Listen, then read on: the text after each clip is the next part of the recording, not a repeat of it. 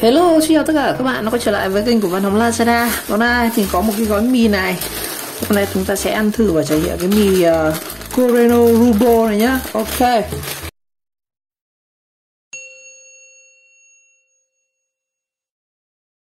Rồi, mình đang cầm trên tay gói Coreno Rumbo vị gà.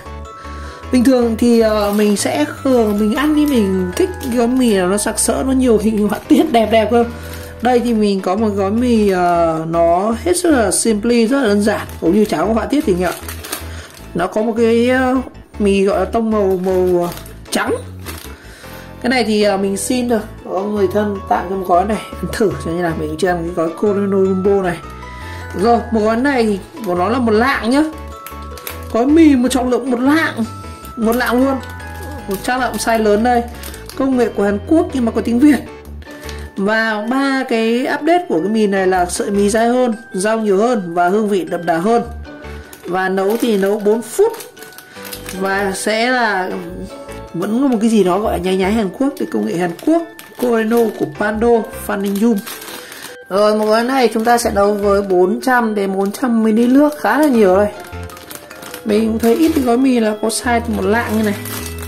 Thực ra thì nó cũng giống cái size cái mì của Hàn Quốc thôi, nó khá là lớn. Bây giờ mình sẽ cắt ra và xem bên trong nó có gì nhé. Xem bên trong mà chúng ta sẽ có cái gì nào. Một gói này cũng không biết là bao nhiêu tiền luôn, tại vì cái này là mình được người ta cho. Gói này chắc cũng phải tầm 8-9 nghìn một gói, mình ước lượng rồi. Rồi bên trong chúng ta sẽ có 2 gói gia vị này, một gói rau này khá lớn, công nhận gói rau này lớn. Và chúng ta sẽ có một gói gia vị không có gói mỡ nha anh em. Rồi cái size mì thì khoảng 1 bàn tay, khá là to. Bây giờ sẽ nấu ăn thử xem nào. Rồi mình sẽ nấu với từng này nước nha. Và tranh thủ thời gian nước sôi thì mình sẽ cho trước những cái gói gia vị này, chúng ta xem nha. Đây, bánh khô của nó đây, cũng xanh đỏ tím vàng các kiểu.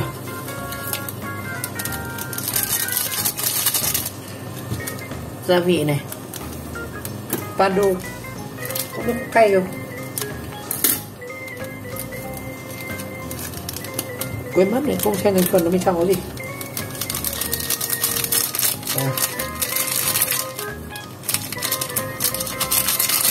Đậm đà hơn thì chắc chắn là gia vị rất là sẽ nhiều hơn. Rồi nước sôi rồi, mình sẽ thả mì vào nhá.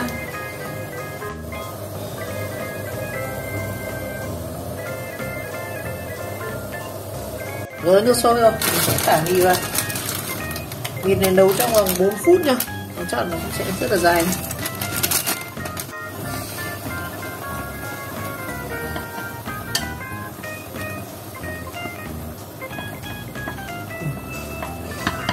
Mùi thì cũng con này nó có mùi như kiểu mùi nước ngao.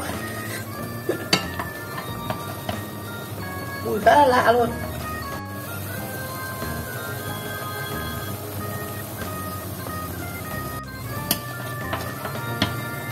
Thực ra là 4 phút nhưng mình thấy cái mì này nó không được dài lắm anh ạ. Nó có hơi cái vị xoăn. Nấu thì có mùi thơm nhẹ. Rồi tầm khoảng 3 phút rồi, mình nấu khoảng 3 phút ra mình sẽ ăn luôn nhá.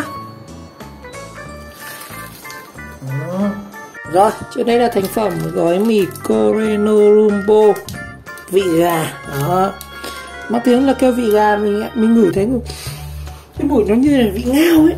Rồi đây, mì sau khoảng 3 phút nó nở ra khá to luôn này. Sợi mì to, rất là to, đặc trưng của sợi mì Hàn Quốc, sợi nó rất là to như này. Nào mình thử nước dùng thế nào, mời tất cả các bạn nhé. Khá là đậm. Cái mì này thì nó hút nước cũng khá là nhiều nhá. Lúc mình đong cái bát này là nó tầm đến đây. Và khi nấu xong thì cái mì, cái nước nó bị vơi đi khá nhiều. Chúng ta thử cái vị mì xem nào. Mình nếm mình thấy nó hơi mặn mặn. Sợi mì rất to nhá.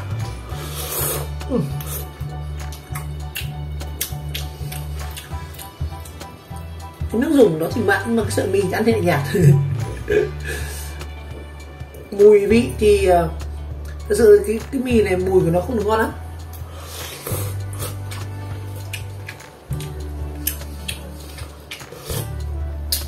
Mình thấy sợi mì khá là nhạt. Nước dùng thì nó không có mùi gì đặc trưng lắm. Lúc mà mình nấu thì nó có vị ngao ấy, nhưng mà bây giờ thì nó không còn mùi gì nữa. Rất là khó tả cái mì này.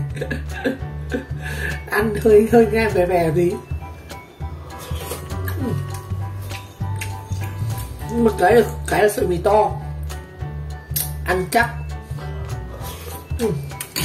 Để mình xem thành phần của nó có gì nhá. Không có review quên mất không xem thành phần. Thành phần của nó này, cái vắt mì chúng ta sẽ có bột mì này. Những cái chất này làm thành cái bột mì không nói nhé, như dầu đậu nành, chất làm dày các kiểu. Cái gia vị của nó thì sẽ có muối này, thịt gà, đường, bột hương gà sâm, nước tương, bột tỏi, bột hành, bột tiêu, bột gừng, chất điều vị. Rau thì thôi nhá, rau cà rốt, đậu nành, hành lá thơm bẹ. Tất nhiên cái này muốn ngon hơn khi các bạn nấu thì chúng ta sẽ cho thêm các cái gia vị tươi như là rau, thịt các kiểu. Ở đây thì mình ăn mộc luôn là cái thành phẩm để xem nó có gì.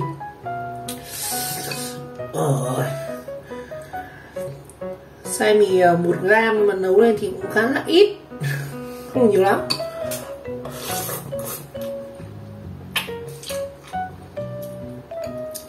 Nước mì thì mình thấy nó mặn thôi chứ cũng ăn ngon, cũng đậm đà ấy, nhưng mà rất khó tả nó ra được cái mùi vị gì.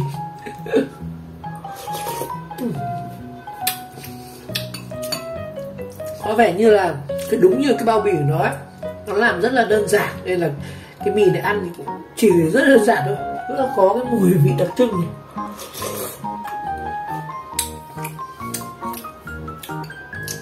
Cái nước này thì nó không cay, không chua. Đó.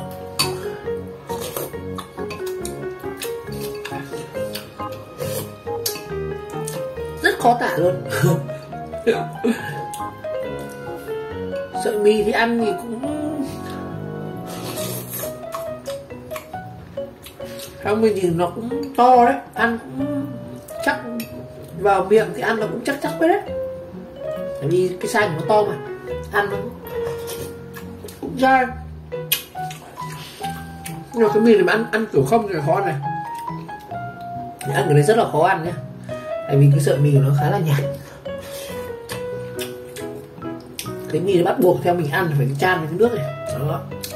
Ăn kiểu này mới ăn được.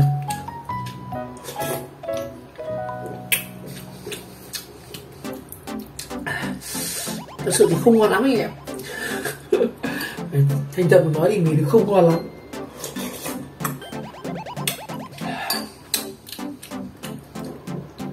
Có khi Hảo ăn còn thơm hơn cái này, nó còn chua ấy, cay cay.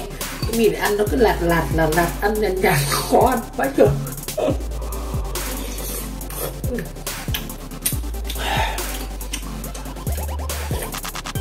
Cũng không hoàn toàn là mì cay nhé.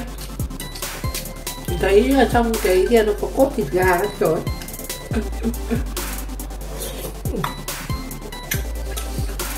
Đúng là ăn chú đói rồi. Không ngon lắm.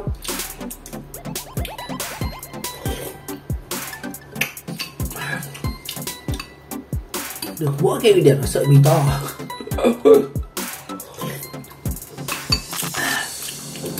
Nước dùng thì cũng không đặc sắc gì. May là mình không mua cái này đấy, được tặng. Anh chia sẻ với các bạn xem là cái mùi vị của cái này như nào. Thực sự thì không có gì ấn tượng cả, rất là phải kêu rất là chán được cái mì. Thực ra thì ăn tệ không dám nói là tệ hay ăn rửa ẹp hay là gì ăn, nhưng mà nó không có cái gì điểm nhấn cả. Ăn nó cứ đều bình ấy, nước mì thì không ngon,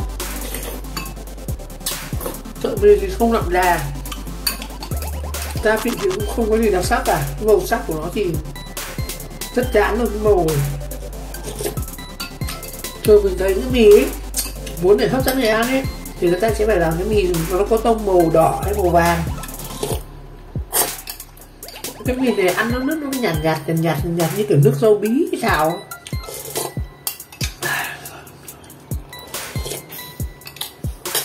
Hạn sử dụng thì là hạn sử dụng cho 8 tháng nhá, từ 26 tháng 1 đến 25 tháng 9.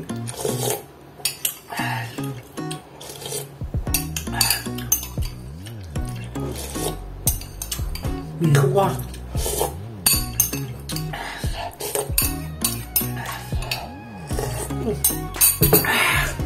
Sao?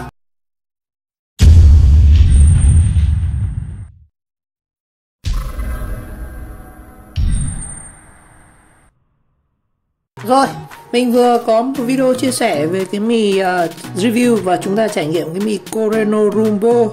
Thật sự thì trong tất cả các loại mì đã ăn thì cái mì này thật sự rất là tệ anh em, trong cái mì tệ nhất mình từng ăn. Nó cũng thực sự nó khó ăn thì không phải là khó ăn, mà nó ngon thì thật sự thì nó không ngon, chính xác là nó không ngon. Cái mì thì được cái là sợi mì to dai này, size lớn, nấu lên thì nó nở ra cũng khá là béo rồi. Nhưng mà cái mì này mình ăn nên cảm giác mình thấy nó không đậm đà lắm, nó không có mùi vị thơm gì cả, ăn nó rất bình thường. Thứ hai nữa là cái nước dùng nó thì chỉ là đại khái là đậm đà thôi, nó như kiểu nước thịt luộc lên xong rồi cho gia vị với ăn nó kiểu nhạt như vậy, và nó cũng không có mùi gì thơm hay có gì đặc sắc cả. Về cái màu sắc thì thật sự là rất là trung bình luôn. Nó cũng thật sự là cái chất lượng của mì này thì nó ý hiện như cái vỏ này, nó rất là bình thường thôi anh em.